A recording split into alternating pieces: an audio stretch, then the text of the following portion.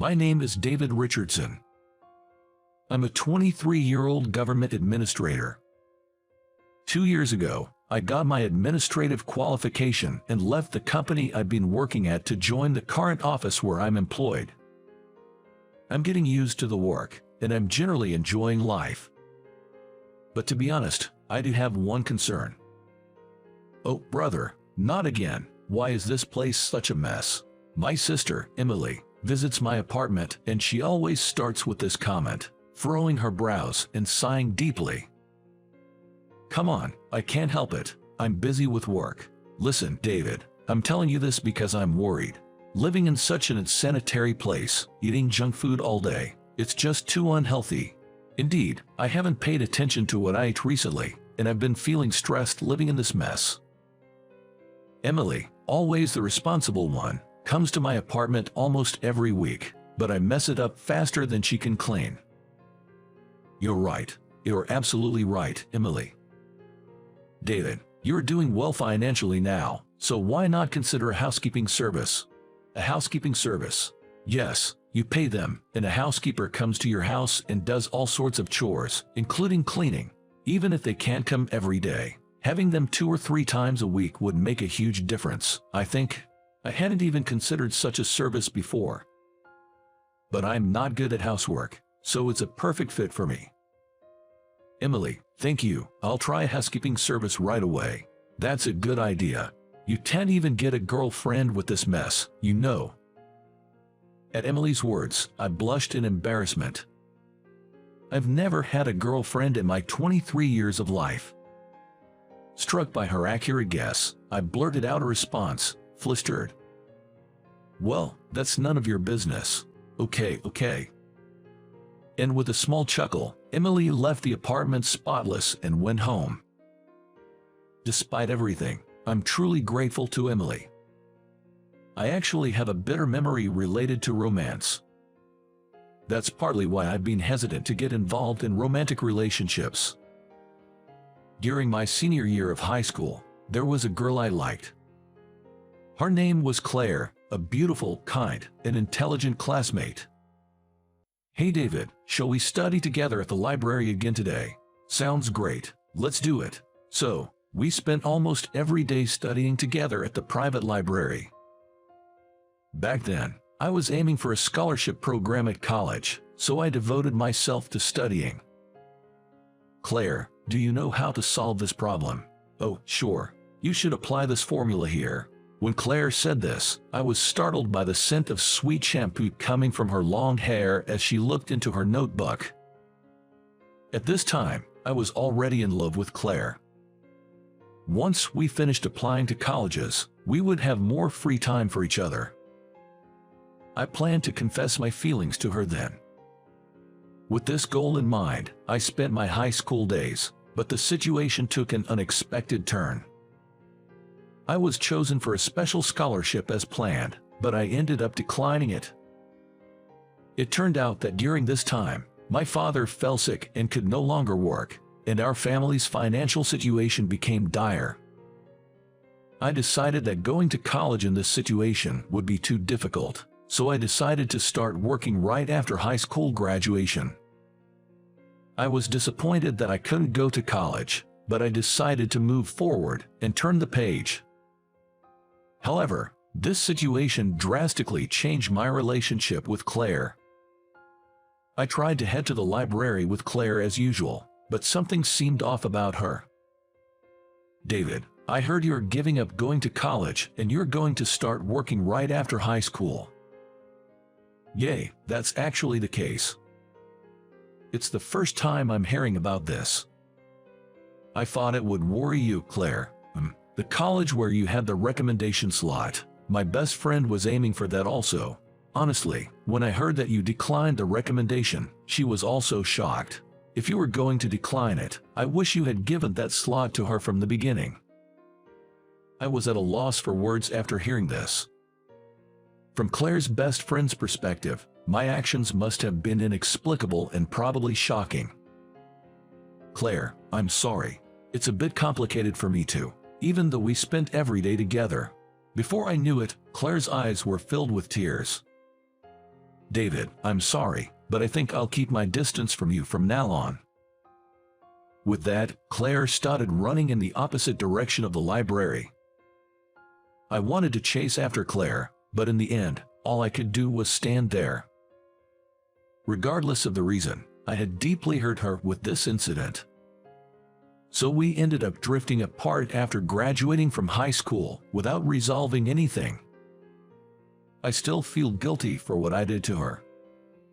Just as I was reflecting on my past love like this, something unexpected happened. Later, I ended up promptly getting a housekeeper. When the doorbell rang, I opened the door and was taken aback. "Waiting for you." Wait, what? There she was, unmistakably Claire. She had grown into a stunningly beautiful, fair-skinned woman. She too, with a surprised expression, opened her mouth. "No way, David is my client today." Shocked, we were both frozen in place for a while, but we couldn't stay like this forever.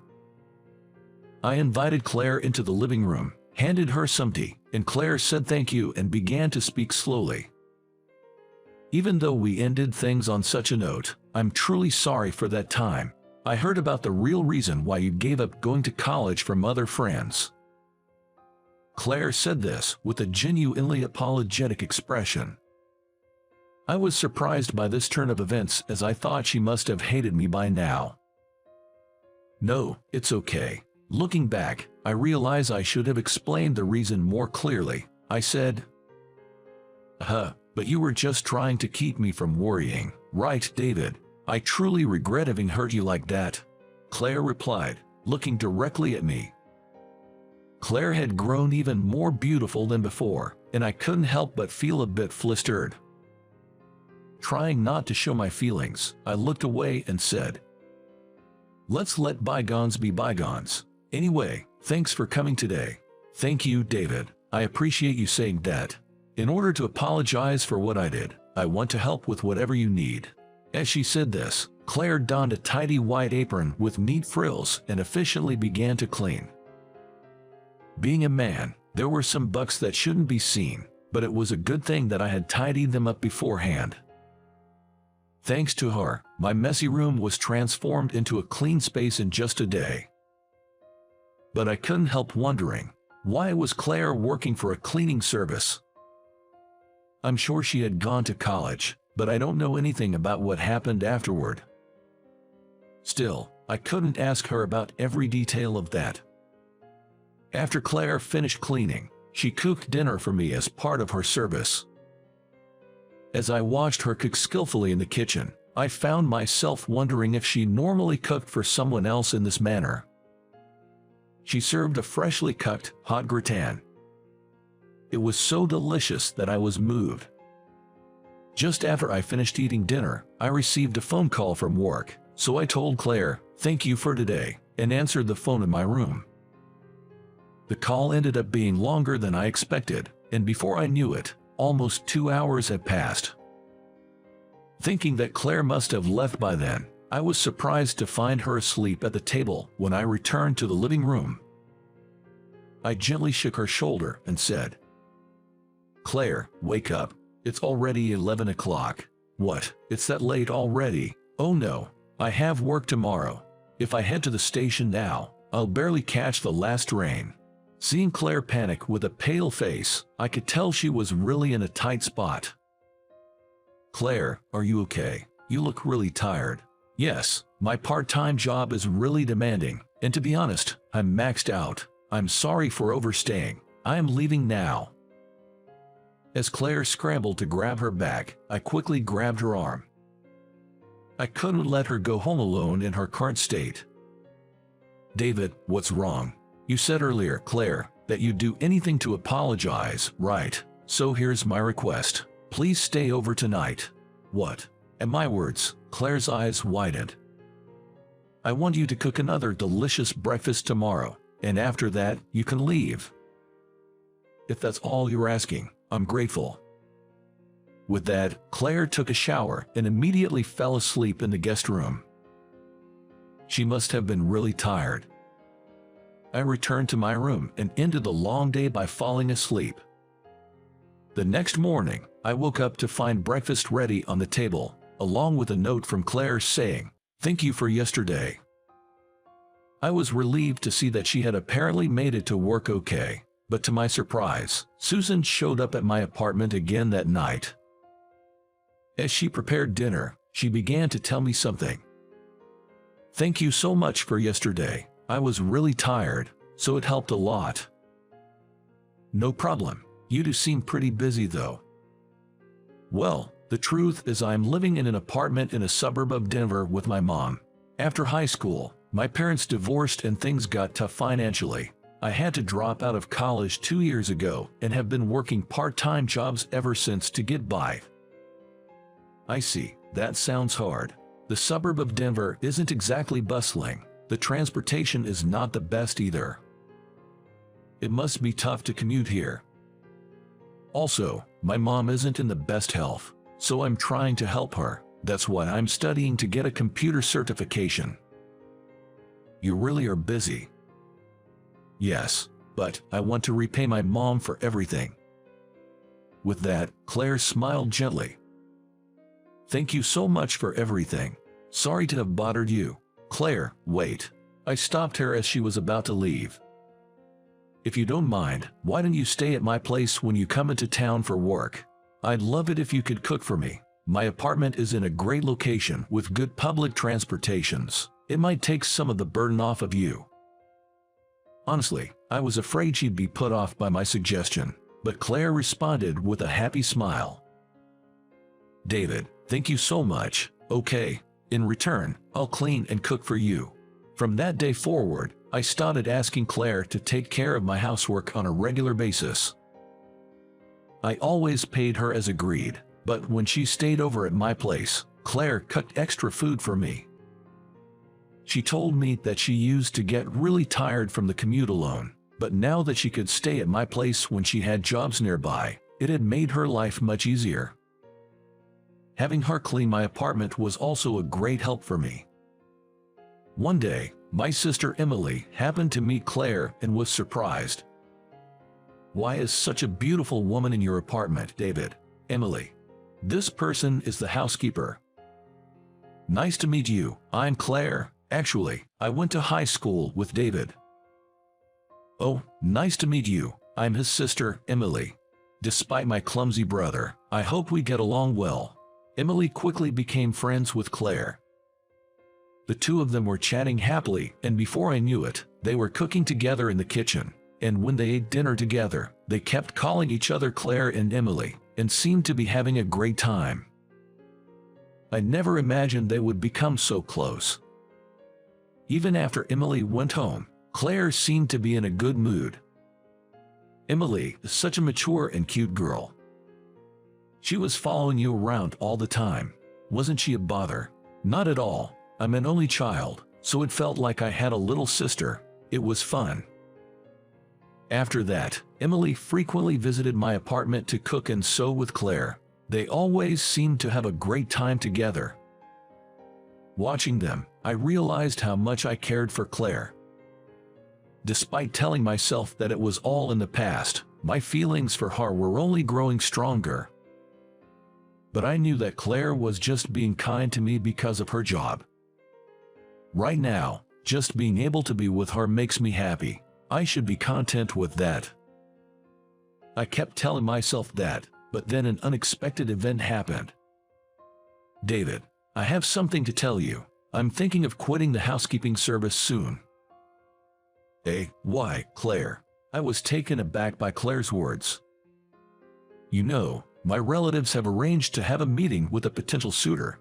He runs his own business, and it seems I could get a full-time position there if we get married.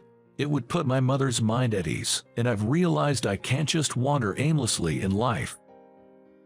Claire chatted nonchalantly while briskly handling the housework as usual. However, she never made eye contact with me. I felt both shocked and somewhat uneasy at her words.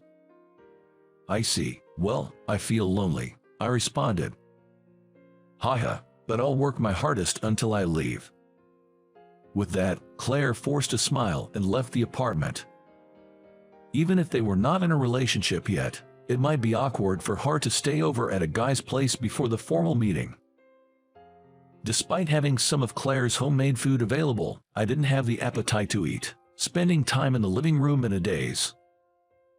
The next thing I knew, Emily had come over and was shocked to see me in a taste of abandonment.